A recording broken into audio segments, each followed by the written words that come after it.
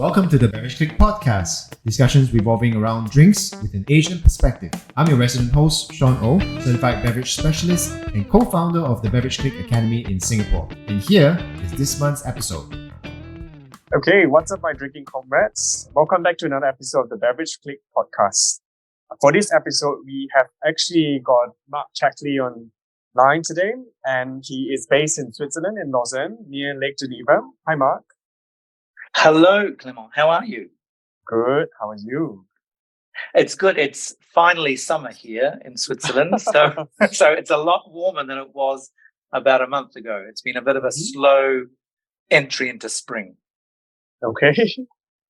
So finally you don't have to wear your sweaters and your thick jackets and stuff like that. That's right. Yeah, the flip-flops are out. The hiking boots and the snowshoes are now back in the storage, and time to go down by the lake and open up some wine and obviously some bubbles, which is so enjoyable at this time of the year. Okay. As today I'm a guest speaker as well, so I'd like to maybe introduce myself before we go into you, if you may. Sure. So my name is Clement, and I am the principal consultant for the Beverage Clique. So I'm in charge of sake and tea portfolio. But this is not my main job. Like my main job, I'm actually the chief sommelier for a company called Ficofee. It's something like a wine members club. So what we do is we connect producers of the best wines to people who are able to appreciate it. And that's what I do. And I also own a wine retail shop in Singapore. It's called Wine Burst. So we do lots of really fun stuff. If you have the chance to, please go down and visit. Okay, so that's my introduction. So maybe tell me more about you, Marc.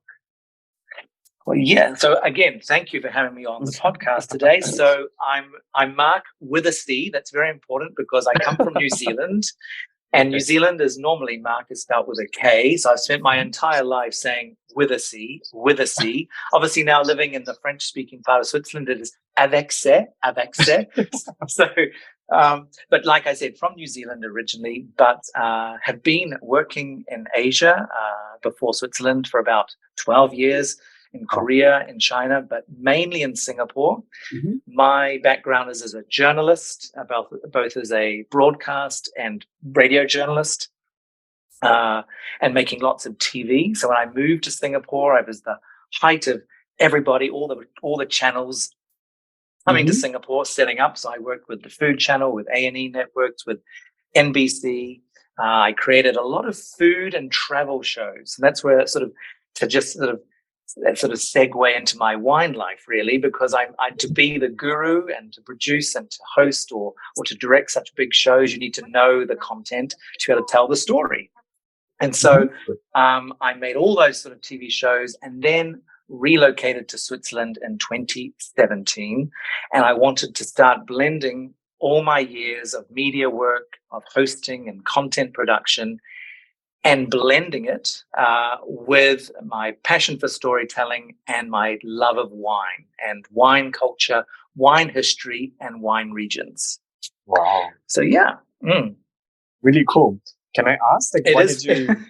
Oh, sorry. Did you want to go on? Yeah, and so when I got here, I started studying officially my WSET qualifications, along with sort of doing some side work with winemakers here and in Champagne and other parts of France, and also becoming a wine educator, as well as a wine host and a brand storyteller for winemakers and the wine associations in Europe. So bringing a bit of new world idea of storytelling to the old world, which is still very steeped in history, but not always good at telling their stories. That's what I do, really. Wow. You've got a lot on your plate, Marc. Yes, just give me a story and I'll tell it. That's basically it. So, do you mind if I ask, what made you want to uproot yourself from Singapore and go all the way to Switzerland, where we may not have any contacts or anything over there? Yeah, good question. It was time. I'd been in Singapore 10 years, and I think I was becoming a little bit too enclosed in my work in TV. And to be honest, the industry is amazing in Singapore and Southeast Asia, but you work a lot.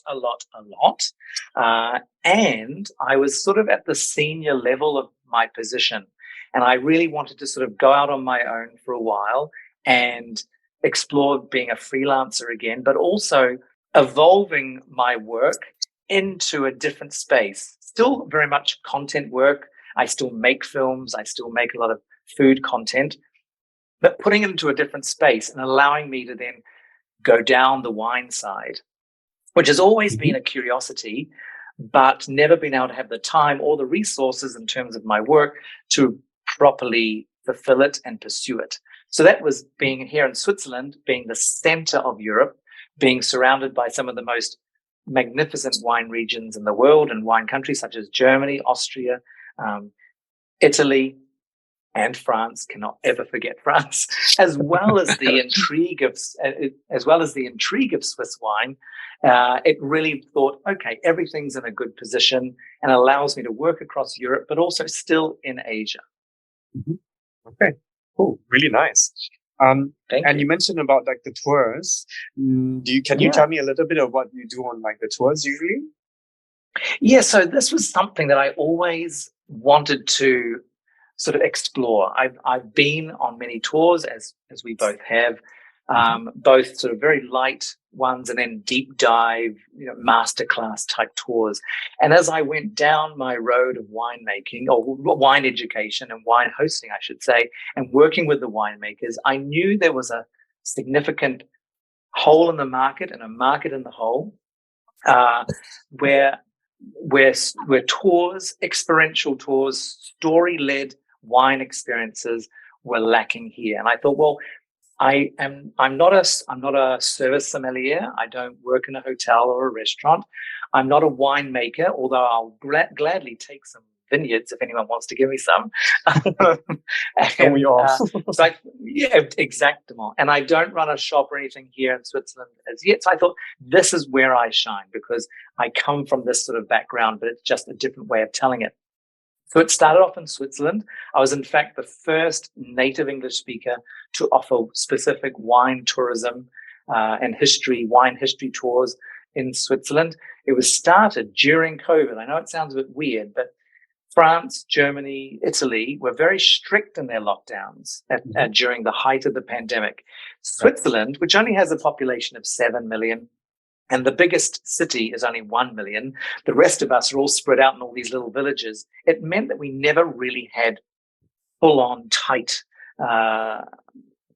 restrictions. And so tourism, internal tourism or staycation type stuff, as we call it in Singapore, was still continuing. And I evolved that, and I had a lot of support from the winemakers. At the same time, I'd been spending a lot of time in France and in Italy and looking at the options there, and started evolving these curated tours that are not just get you on a shuttle bus, put you here, take you to a certain domain, drink a bit, go and have lunch, go to a domain, and then go to dinner, over. I wanted to bring them into the world of winemaking, and also the stories that just can't be always told at a tasting, but also about the experience of winemaking and the history that has been so integral to that, along with food. And so that's what I've been evolving and doing, along with my work with Gourmio, which is obviously a competitor to Michelin here in Europe, where I've had access to amazing chefs and winemakers. It was a really nice sort of combination of timing, some tenacity, good connections, and a little bit of je ne sais quoi. Thanks for that, Marc. Just wanted to ask, like, for your tours, do you happen to have Asians who come for your tours? Yes, actually, and I think that's been one stellar connection that I've kept with Southeast Asia, is that I still have all my connections there, but also the market here is really open to tourists from Asia, Singapore, Hong Kong, Malaysia, etc., who want to take a different level of tourism, or want to have a more curated or tailored version of a wine experience or a culture tour. Who, let's be all honest, I'm a little bit Singaporean after all my time there. We're all foodies. So I think there's always an element of food, bringing together all this culture and the efficiency of European tourism and European roots, meant that I've hosted a lot of tourists from Asia and from the Asia Pacific, in fact. So it's a really exciting time because there's so much curiosity, but there's also so much knowledge and learning already that when they arrive, it's just a really fun time, an engaging time, and it's a level up. It's not just saying, this is how you drink wine. This is more about like, this is the experience of wine. And that's so cool. And that's where the stories keep going from. Mm-hmm. Cool. So I suppose it's really popular in the Asian market then. I was wondering, do Asians, or people from Asia have a different preference for wines on your tours compared to the general people from Europe? Yeah, great question. I mean, I know that, the Singapore Sunday champagne brunch is almost like a cultural phenomena of Singapore. So I think with all the lovely bells and whistles that go with it, people have a lot more experience in a range of world wines, both New World and Old World. What I'm most intrigued by guests coming from Asia is their knowledge of vintages, but also specific regions. So it's very common that some guests will ask me, can we go to Vertu? Like they'll say they want to go to a specific place in the Côte de Blanc. They know about the Montanerans in Champagne, but then also with Piemonte, with Barolo, those sort of regions, they understand vintages. And that is a really interesting and I think unique element to a tour, because obviously I will then curate the experience to allow them to experience those vintages that they've read about or they've tried before.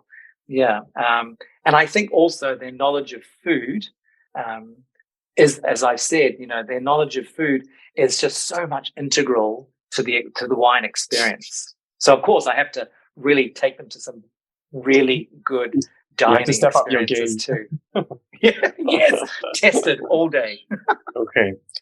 Seems like you are able to change your tours and make it a bit more bespoke. I was wondering, how's the process like for making tours or doing tours with you?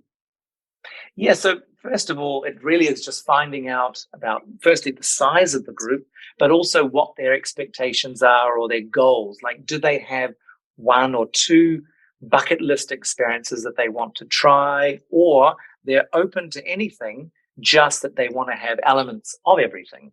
And so I find out that first, and then I start curating or tweaking and tailoring the experience for them. Certain groups that are very small, obviously, will be a little bit more different compared to groups that are, 8 to 10. I generally don't do any groups larger than 12 because I want to make sure that there's a one-on-one experience with each of my guests. So that's a key part of the planning as well.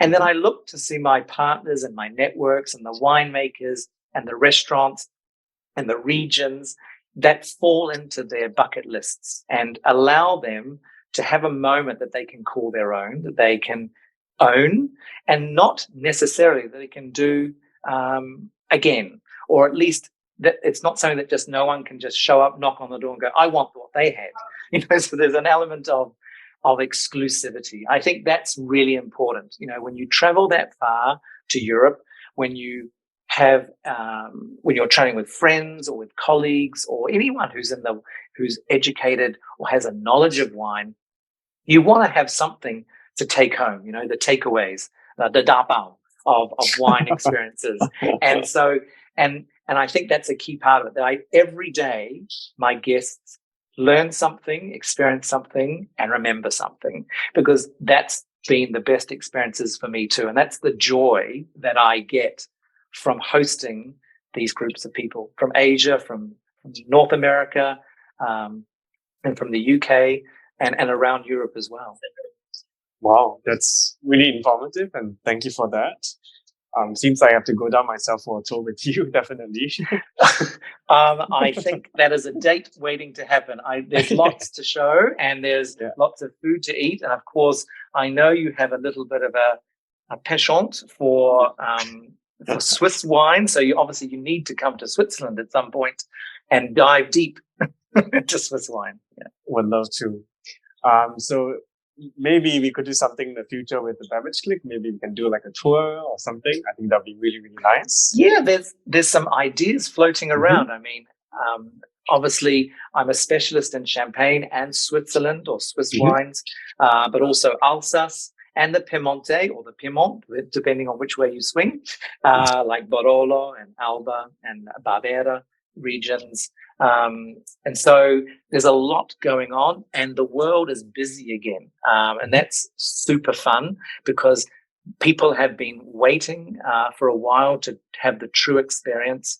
And finally, after this little respite, a global respite, people are now going, we want to do this and we want to do it special. So there's a few ideas floating around to curate and to create a really memorable experience for a group from Singapore, from the Beverage Clique. Ooh, thank you. I was wondering, have you ever tried sake before? Oh. Now, this is a good question, very good question, because only last week I'm a member of the Association of Swiss Sommeliers, and I was at a workshop last week about sake, because sake is getting really big in Europe. And it's finally, we're able to get the same varieties that have been almost exclusive to Asia for the past decade.